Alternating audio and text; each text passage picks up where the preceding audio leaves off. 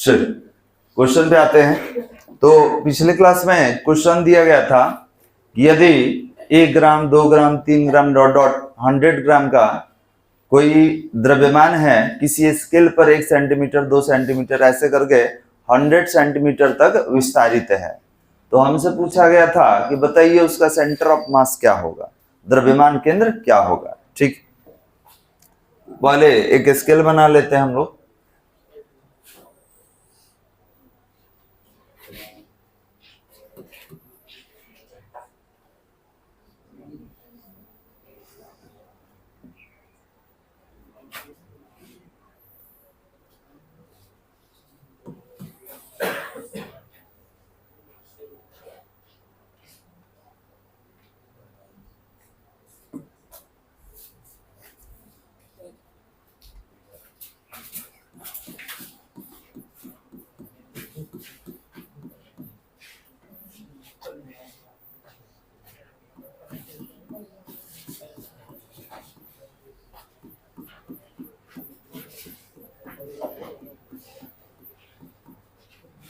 इस तरीके से कोई स्केल है और इसमें मास का डिस्ट्रीब्यूशन है कि ये हमारा 1 सेंटीमीटर है, ये हमारा 2 सेंटीमीटर है, 3 सेंटीमीटर है, 4 सेंटीमीटर है, 5 सेंटीमीटर, चलिए 5 सेंटीमीटर है और लास्ट वाले को 100 सेंटीमीटर ले लीजिए। और द्रव्यमान का भी वितरण है। ये जो है यहाँ पर 1 ग्राम है, यहाँ पर 2 ग्राम है, यहाँ पर 3 ग्राम है, यहाँ पर 4 ग्राम है, ये हमारा 5 ग्राम है और लास्ट वाला लेते हैं, ये हमारा 100 ग्राम। एक चीज और, अगर सब आपका 1 ही ग्राम का रहता, अगर टोटल 1 ही ग्राम का रहता तो द्रव्यमान केंद्र कहाँ आता, बीच में आता, 50 सेंटीमीटर पे आता। लेकिन आपने बोला कि सर इसका द्रव्यमान केंद्र 50 पर तो नहीं होगा। ठीक है, 50 से ज्यादा पर होगा, क्योंकि आपको बता चुके हैं कि द्रव्यमान केंद्र का विस्थापन कहाँ होता है, जितना ज्यादा द्रव्यमान होता है। एग्जाम्पल के लिए हमने आपको बताया था कि मानिए मेरे पास ये स्केल है, तो अगर ये स्केल है तो अभी बराबर द्रव्यमान का है। अगर इसमें से 1-2-4 टुकड़ा निकाल लेंगे तो सभी टुकड़े का वजन क्या होगा, बराबर होगा। ठीक है, तो अभी इसका सेंटर ऑफ मास यहाँ है, देखिए यहाँ रखने पर ये क्या है, संतुलित। लेकिन हमने बोला कि एक काम किया जाए, द्रव्यमान का असमान वितरण कर दिया जाए, मतलब एक तरफ द्रव्यमान ज्यादा कर देते हैं। तो जैसे ही इसको यहाँ रखेंगे तो ये गिर जाएगा, दिख रहा है ना बालक। ठीक है, यहाँ रखेंगे तो ये गिर जाएगा, क्यों, इधर द्रव्यमान ज्यादा इधर कम, संतुलित नहीं हो पाएगा। लेकिन यहां भी आप देख सकते हैं कि ये ज्यादा द्रव्यमान पीछे की ओर बढ़ रहा है। ठीक है, तो पीछे ज्यादा द्रव्यमान है, तो हम एक काम करते हैं, हम इसको रख रहे हैं तो गिर जा रहा है, तो हम क्या करेंगे कि अपने द्रव्यमान केंद्र को थोड़ा विस्थापित कर ले रहे हैं। ये जो द्रव्यमान केंद्र मेरा यहाँ है इसको थोड़ा इधर कर ले रहे हैं। अब देखिए नहीं गिर रहा है। ठीक है, पहले बीच में रखे थे तो गिर जा रहा था, अब नहीं गिर रहा है। इसका मतलब कि जैसे ही इधर द्रव्यमान ज्यादा हम रखें, द्रव्यमान का असमान वितरण हो गया, समान नहीं रहा, तो द्रव्यमान केंद्र बीच से कहां विस्थापित हो गया, कम द्रव्यमान के तरफ की ज्यादा द्रव्यमान के तरफ। क्लियर है बालक। तो एक क्वेश्चन में हमको ये बात समझ में आ गया है कि centre of mass more than 50 होगा, द्रव्यमान केंद्र 50 से ज्यादा होगा। 50 से ज्यादा कितना होगा यही हमको निकालना है। डायग्राम बनाइए जल्दी।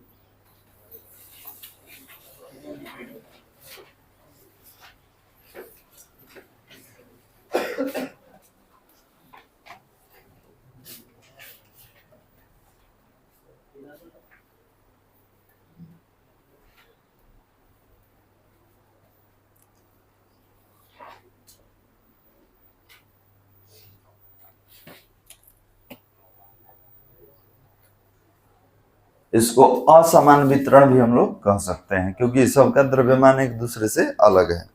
अगर सब हमारा 1 ही ग्राम का रहता तो इसको समान वितरण कहते, और उस स्थिति में निकालना सबके लिए आसान हो जाता है जब द्रव्यमान एक जैसा रहता है।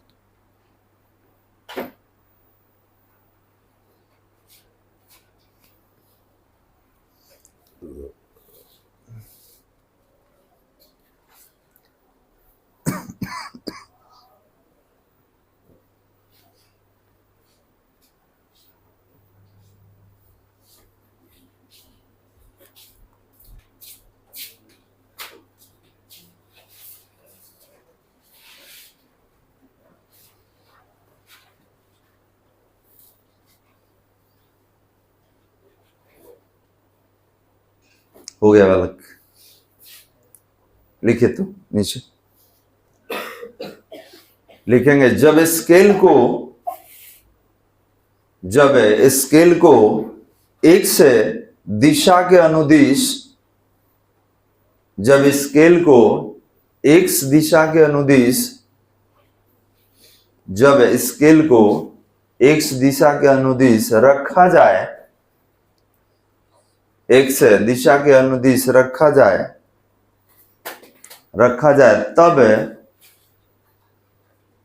तब द्रव्यमान केंद्र x अक्ष के अनुदिश रखा जाए तब द्रव्यमान केंद्र, और रुक जाइए बालक। तो देखिए हम पहले ही लिखवा चुके हैं कि ये किस अक्ष की तरफ रखा हुआ है, तो आपने बोला सर क्षैतिज है, और क्षैतिज जब बताए थे कि x अक्ष के अनुदिश होता है। अगर इसको इसे खड़ा कर देते हैं तो क्या हो जाता है, लंबवत हो जाता है। चलिए, तो इसके लिए हम फॉर्मूला क्या यूज कर सकते हैं, तो XCM centre of mass along x axis, x अक्ष के अनुदिश द्रव्यमान केंद्र। तो इसका सूत्र आपको याद होगा बालक, m1x1 m2x2 m3x3 dot dot कहां तक, m100 और x100। देखिए यही n है बालक, याद कीजिए बताया गया था कि n मतलब अंतिम पद, तो अंतिम पद आपका 100वां हो गया। और यहां पर अगर मास लेते हैं तो ये भी 100 तक जाएगा।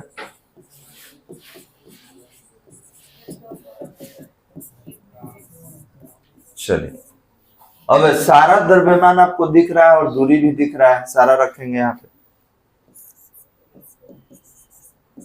तो ये होगा 1 into 1, 2 into 2, 3 into 3, और इस तरीके से ये लेके जाएंगे हम लोग 100 into 100। ये देखिए मैथ पर कन्वर्ट हो जाएगा, ये मैथ जैसा आपको दिख रहा होगा, 1 + 2 + 3 + डॉट डॉट 100। यहां तक कोई दिक्कत बालक? चल अगले स्टेप में आगे बढ़ते हैं। यहां हमने लिखा कि XCM equal to 1 square, 2 square, 3 square, 100 का स्क्वायर, और नीचे जो लेंगे 1 + 2 + 3, और ये कहां तक यूज करना है, 100 तक। अब देखिए ये मैथमेटिक्स का फॉर्मूला आपको समेशन वाला आ गया, ठीक है। प्राकृतिक n संख्याओं का योग, n संख्याओं के वर्गों का योग, ये आपको जानकारी होना चाहिए। तो ध्यान देंगे, अगर आप पढ़े होंगे, वी नो दैट, हम जानते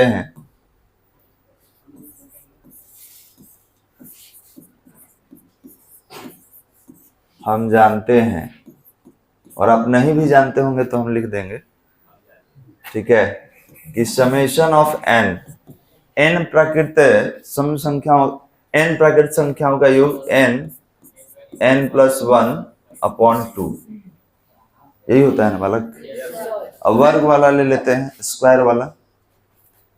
तो अगर n स्क्वायर लेंगे तो ये होता है n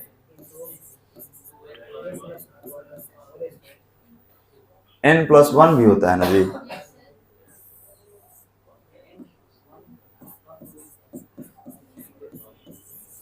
टू n + 1/6 होता है इसमें। अब इसी फॉर्मूला पे आपको रख देना होगा, तो आपको ये बताना होगा कि यहाँ पर n है कितना, n कितना लिया जाए। तो आप कहिएगा ये लास्ट वाला पद n होता है, तो लास्ट वाला पद 100 है, तो 100 लेके काम करेंगे। तो यहाँ पर लिखेंगे, बात नहीं समझिए, XCM इक्वल टू, देखिए ऊपर वाला जो है उसको उस पर रखना है। तो आपने बोला कि फॉर्मूला तो है n + 1, 2n + 1/6, और इसके लिए रखिएगा तो ये आएगा, ये हो जाएगा n + 1/2। तो देख लीजिए 4 स्टेप में हो गया बालक। तो 4 स्टेप को सीधा कर लेंगे, n लास्ट में ही रखेंगे, तो ये हो जाएगा n + 1 2n+1/6, और लास्ट पर जो होता है नीचे वाला ये फ्लिप कर जाता है, पलट जाता है, तो ये हो जाएगा 2/n+1। तब इसमें दो पद तो कैंसिल दिख रहा है और एक इधर भी कैंसिल हो जाएगा। ये 6 है, 2 है, 3 है, तो ये 3 टाइम्स में, और ये टोटल ये इससे कैंसिल हो गया, तो 2n+1/3। तो यहाँ पर XCM सेंटर ऑफ मास ये आ गया 2n+1/6। अब यहाँ 3 था, ठीक। तो यहाँ पर n हमारा लास्ट पद है, तो उसको रख लेते हैं। ये हो जाएगा 2 × 100+1/3। ये हो गया 201/3।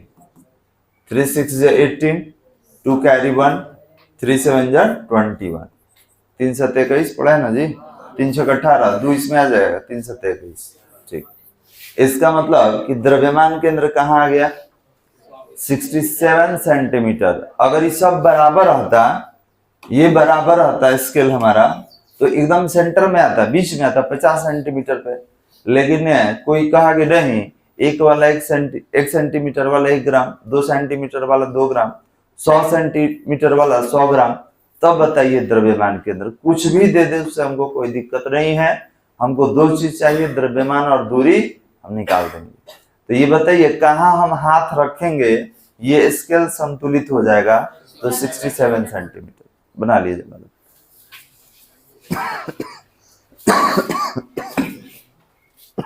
बनाइए तो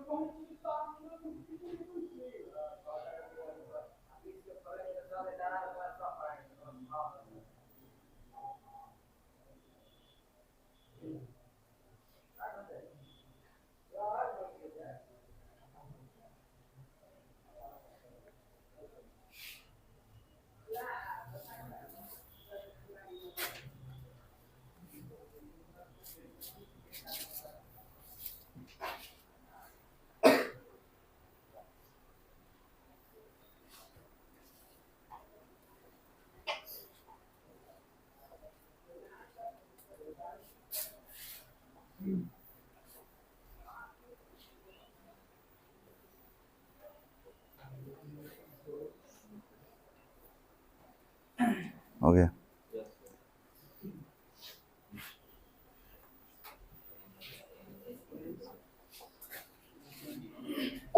अगला स्लाइड कर दे। इसमें रुकने वाला क्या दिख रहा है हमको, इसमें आप लिख सकते हैं।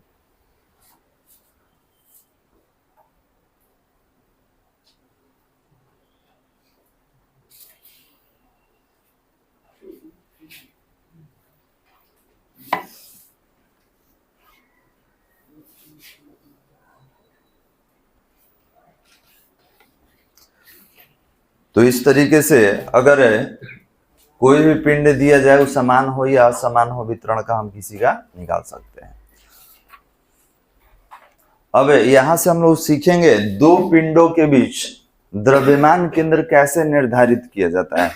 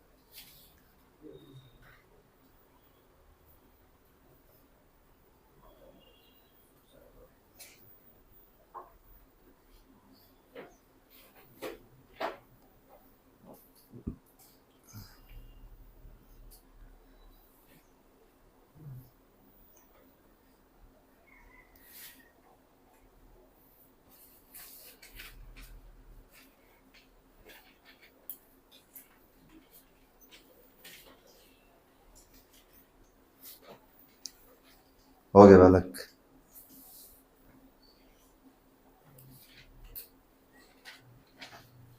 फॉर्मूले को हम ब्रैकेट में रखे हैं। फॉर्मूला याद रखिए कि मैथ्स में भी यूज होता है, हम लोग आगे भी यूज करेंगे इसका।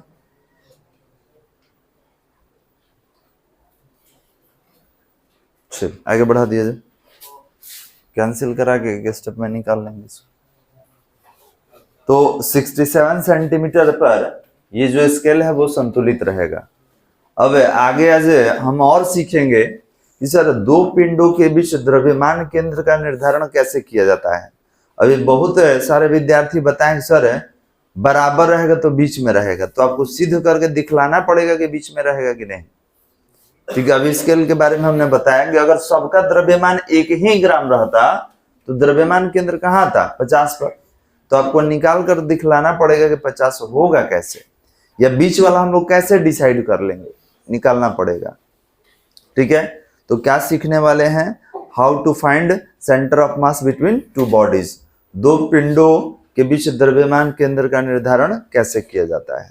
हेडिंग देंगे बालक, हेडिंग दिया जाए दो पिंडों के बीच द्रव्यमान केंद्र, दो पिंडों के बीच द्रव्यमान केंद्र, दो पिंडों के बीच द्रव्यमान केंद्र हो गया। इसको लिखेंगे सेंटर ऑफ मास बिटवीन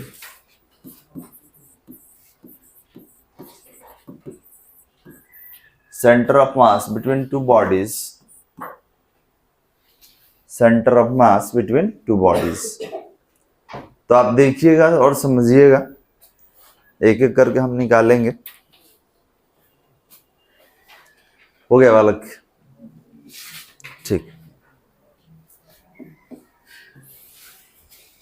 चल, तो यहां पर हम दो द्रव्यमान ले रहे हैं।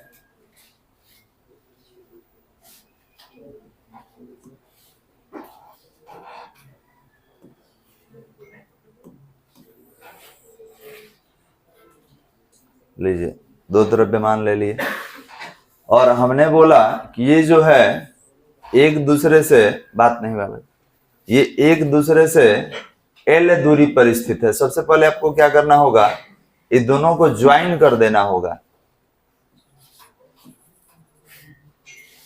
क्योंकि सेंटर ऑफ मास जो होगा इसी लाइन पर कहीं ना कहीं होगा। ये टोटल हम लेंथ ले लिए L। क्लियर है बालक, ये आपका A है और ये B है। इसका द्रव्यमान M1 ले लेंगे और इसका द्रव्यमान M2। ठीक है, और ये दोनों बराबर है, मतलब ये भी आपका M है और ये भी M है।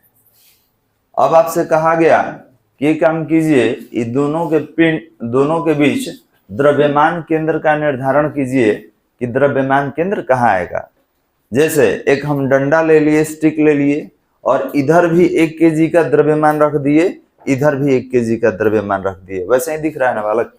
अब आपको बताना है कि सर इसका सेंटर ऑफ मास कहाँ होगा, द्रव्यमान केंद्र कहाँ होगा, और लंबाई L ले लिया गया है। तो सबके दिमाग में आएगा कि आधा दूरी पर होगा, L/2 पर होगा। तो यही तो निकालना है। अब हमको क्या करना है इसमें, कि एक जगह फिक्स करना है जहां से सब दूरी नापेंगे। समझ आ रहा है, जैसे पीछे वाले में भी लिए थे। तो एक ऑरिजिन फिक्स करना होगा, मूल बिंदु। आपको हमने बताया था कि अगर यहाँ 3-4 बच्चे बैठे हुए हैं, ठीक है, इसका दूरी नापना है, उसका और उसका, तो हम यहीं से नापेंगे कि हमारे पास ये आपका 2 मीटर पर बैठा है, वो 5 मीटर पर बैठा है, वो 20 मीटर पर बैठा है। तो दूरी मापने का प्रारंभिक बिंदु एक जगह होना चाहिए जिसको ऑरिजिन कहा जाता है। अब हम यहाँ क्या करने वाले हैं कि एक ऑरिजिन फिक्स करेंगे जहां पर दूरी को हम मापेंगे। ठीक है, इसको थोड़ा सा आगे पीछे करेंगे। देखिए, ऑरिजिन फिक्स करना होगा तो ऑरिजिन हम यहीं से फिक्स करेंगे। देख लीजिए, कोई इसको मतलब इसको कहीं से दूरी नाप सकते हैं, लेकिन या तो इधर से इधर नापिएगा या तो इधर से इधर। अब कोई कहेगा कि सर ये दूरी L है, चाहे 5 मीटर है, तो 5 मीटर या तो इधर से होगा या तो इधर से होगा, यही ना होगा बालक। अब ये हमारा क्या हो गया, तो ये ऑरिजिन हो गया, ऑरिजिन। ऑरिजिन को मूल बिंदु भी कहते हैं। तो दूरी यहीं से हम नापेंगे, अगर EL है तो यहीं से EL है, याद रखिएगा। और इसका नाम अभी हम A रखे थे, और इसका द्रव्यमान m1 इक्वल टू m था। कोई दिक्कत बालक? अब सूत्र याद कीजिए, सूत्र से डायग्राम देख के समझ में आ रहा है। तो सूत्र क्या था, तो आप बोलेंगे सर ये तो एक सी अक्ष जैसा दिख रहा है, तो x cm तो कितना हो जाएगा, ये हो जाएगा m1x1 plus m2x2 upon m1 plus m2। ठीक है, x cm इक्वल टू, ये बताए कि m1 कितना है आपका, m है, और x1 क्या होता है, x1, तो सर ये अगर m1 है तो इसी का दूरी x1 कहलाएगा। तो ये बताए कि दूरी तो यहीं से नापना है, यहीं से स्टार्ट करना है, और इसी का दूरी पूछ रहा है। ठीक है, हमने बोला कि आप हमसे 5 मीटर पर हैं, आप हमसे 10 मीटर पर हैं, आप हमसे 30 मीटर पर हैं, लेकिन हम कहाँ हैं, तो कहिएगा आप ही तो 0 पर हैं, क्योंकि आप ही से सब दूरी नापा गया है। तो अब ये कह रहा है कि यहीं से दूरी नापना है, तो इसका अपना दूरी क्या हो जाएगा, 0। क्यों, यहीं से नापना शुरू ही कर रहे हैं। तो आप बोलेंगे कि सर इस डायग्राम में यहां लिख दे रहे हैं, हो सकता है बहुत आदमी को समझने में परेशानी हो, तो यहां लिख देंगे कि m1 बराबर m2 बराबर m, ये दोनों का द्रव्यमान बराबर है, ये दिख रहा है। और आप कहिएगा कि सर ये पहला का दूरी हमसे पूछिएगा इसका, तो इसके लिए दूरी हम 0 लिखेंगे। क्यों लिखेंगे, क्योंकि दूरी वहीं से तो नाप रहे हैं, और इसका दूरी यहां से पूछा जाए तो दूरी कितना बताइएगा, L। तो अगर आपसे पूछा जाए कि x2 कितना होगा, तो कहिएगा L होगा। अब इशारा इसमें रख दीजिए, जब उसमें रखिएगा तो x cm सेंटर ऑफ मास, ये हो जाएगा m into 0 m into L, और नीचे दो m हो जाएगा ना, m प्लस m 2m हो जाएगा। तो ये रहा ml अपॉन 2m, m से m कट गया, तो आपको क्या दिख रहा होगा, तो आपको दिख रहा है L अपॉन 2। आ गया, सिद्ध कर लिए। अब कोई कह देगा कि सर मान लेते हैं आप L जो लिए हैं 10 सेंटीमीटर हो, तब तो द्रव्यमान के अंदर कहाँ आएगा, 5 सेंटीमीटर। कब, जब दोनों का द्रव्यमान बराबर रहे तब। अब कोई कह देगा सर बराबर नहीं रहेगा तब, तो उस पर भी बात करेंगे, पहले ही आप लिख लीजिए। चलिए 1 नंबर में ये डायग्राम बना के लिखना होगा। ये क्वेश्चन नहीं है, ये छोटा छोटा पॉइंट है जिसके बारे में हम बात कर रहे हैं। अगर परेशानी हो रहा है तो लिख लीजिए, बोल दे रहे हैं, एक लाइन में लिख लीजिए, लेकिन ये सारा विजिबल है, डायग्राम से ही लिख लेंगे। जब समान द्रव्यमान के, 1 नंबर में, जब समान द्रव्यमान के दो पिंड, जब समान द्रव्यमान के दो पिंड एक दूसरे से L दूरी पर स्थित हो, तो एक दूसरे से L दूरी पर स्थित हो, तो एक दूसरे से L दूरी पर स्थित हो, तो द्रव्यमान केंद्र, एक दूसरे से L दूरी पर स्थित हो तो द्रव्यमान केंद्र। बनाइए जल्दी इसको।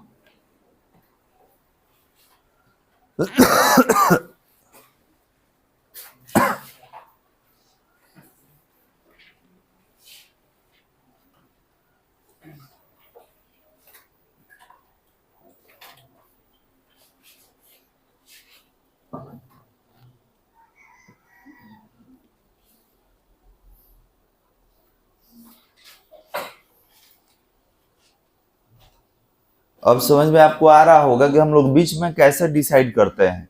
जब इक्वल मास रहता है तब कैसे कहते हैं कि बीच में ही द्रव्यमान केंद्र होगा, तो यही आपका तरीका है बालक।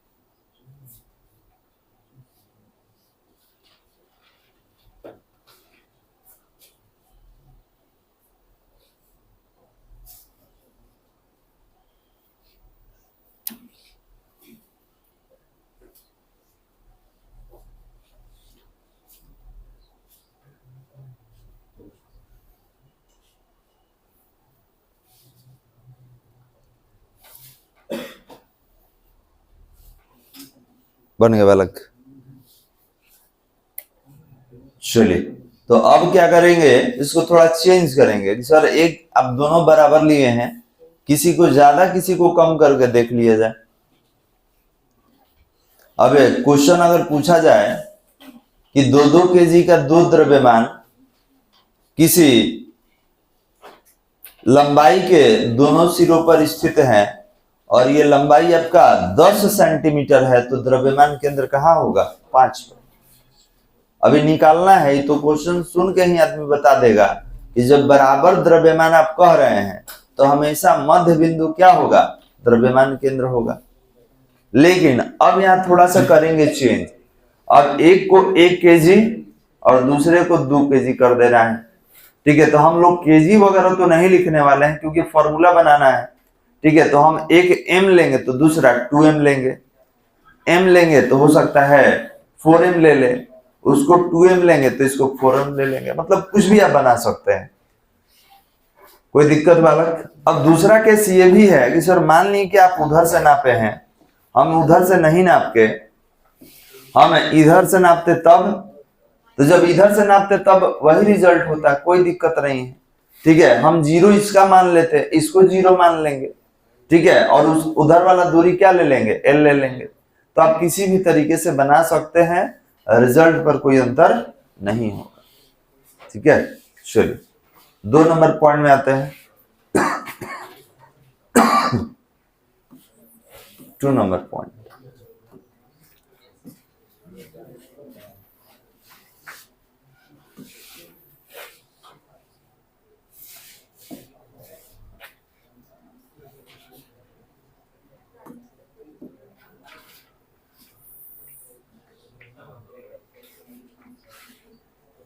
अच्छा चला ना तिरछा बात तो सीधा कर ली।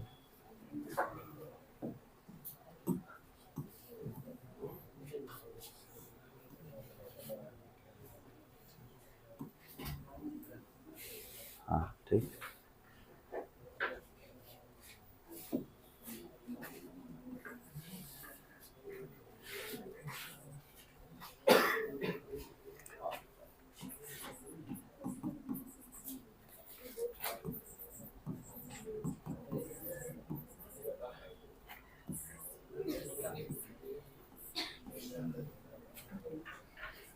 चलो जी उधर टोपी आओ।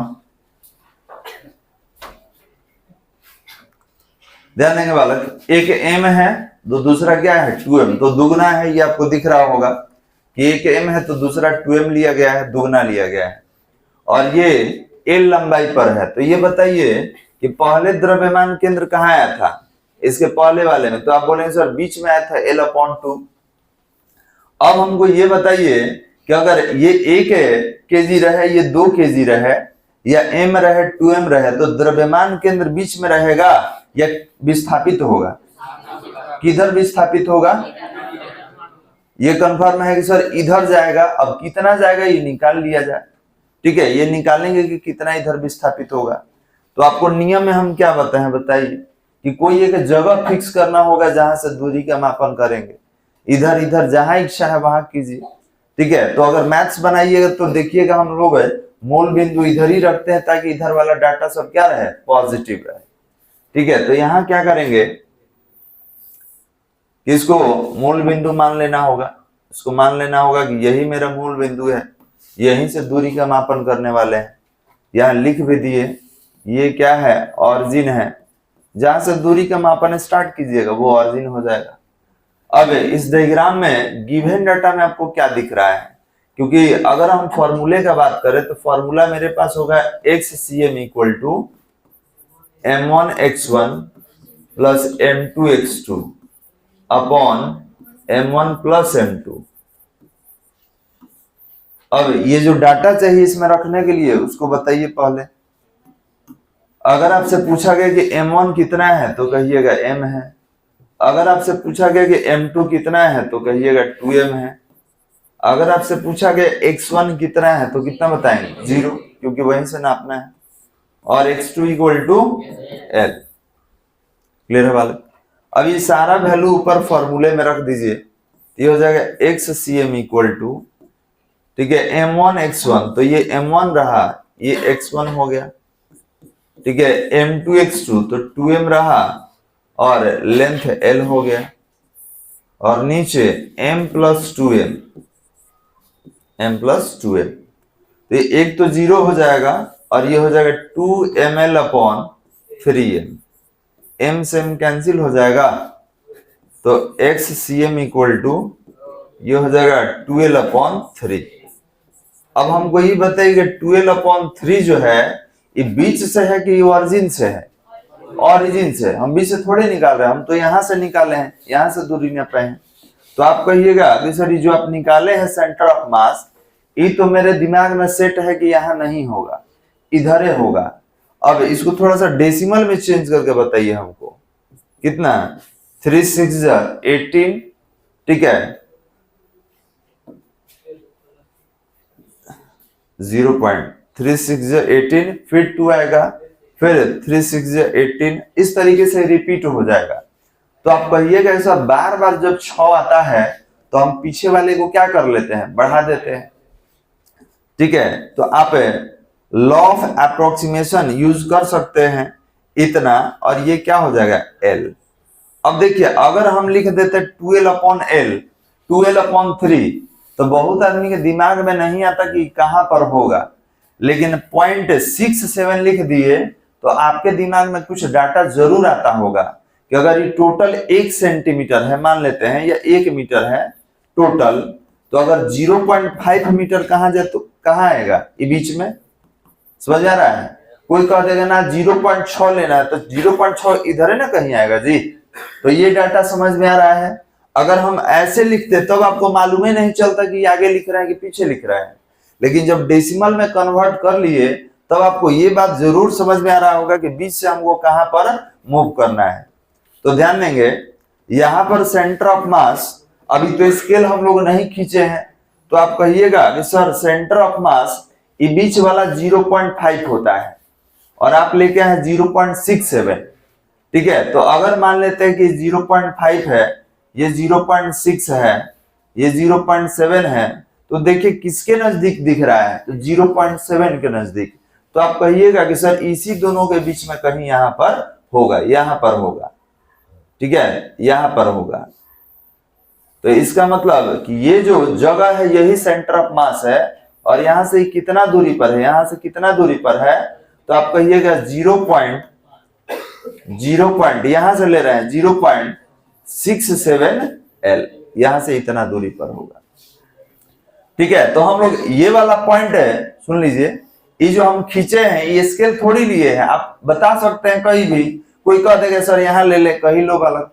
केवल डाटा याद रखना कि इतना ही तुमको लेना है, इससे ज्यादा नहीं लेना। तो यही आपका द्रव्यमान केंद्र हो गया, कोई दिक्कत? अब एल का वैल्यू हमको देगा, वहां रख के निकाल ले। चलिए इसको आप लिख लीजिए। तो क्वेश्चन नंबर 2 बोल रहे हैं, लिखिए थोड़ा सा। लिखेंगे जब m तथा 2m द्रव्यमान के दो पिंड, जब m तथा 2m द्रव्यमान के दो पिंड एक दूसरे से L दूरी पर एक दूसरे से L दूरी पर स्थित हो तो एक दूसरे से L दूरी पर स्थित हो तो द्रव्यमान केंद्र, एक दूसरे से L दूरी पर स्थित हो तो द्रव्यमान केंद्र बनाइए इसको।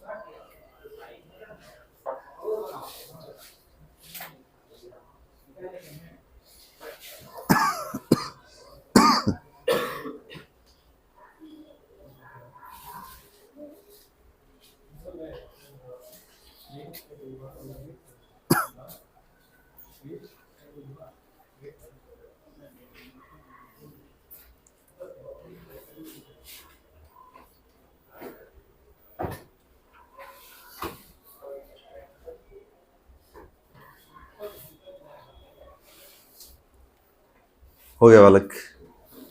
तो डायग्राम में 0.67 कहां पर आएगा? तो कहिएगा सर इधर ही कहीं आएगा, ठीक है, यहां पर आएगा। और यहां से यहां तक का दूरी कितना होगा? तो 12/3 भी लिख सकते हैं, या डेसिमल में लिखना होगा तो क्या लिखेंगे? डेसिमल में 0.67 L।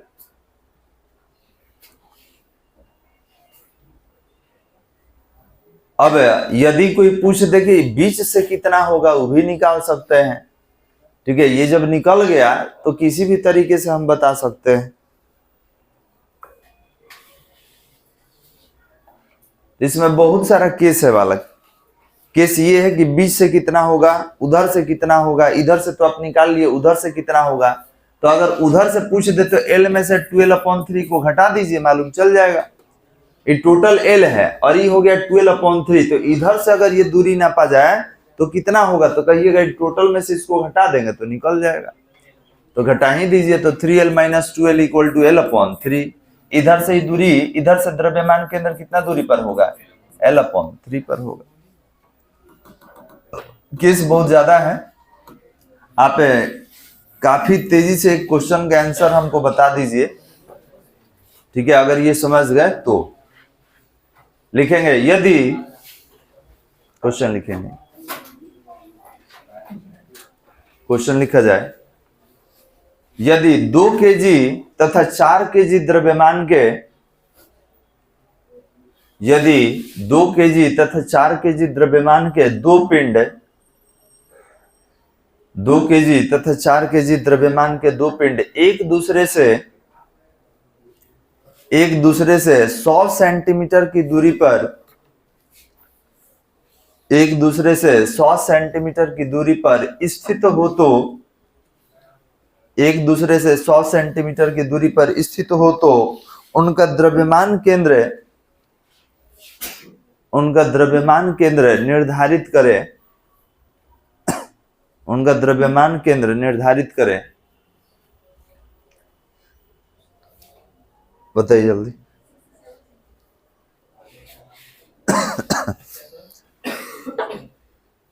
बताइए कितना आ रहा है?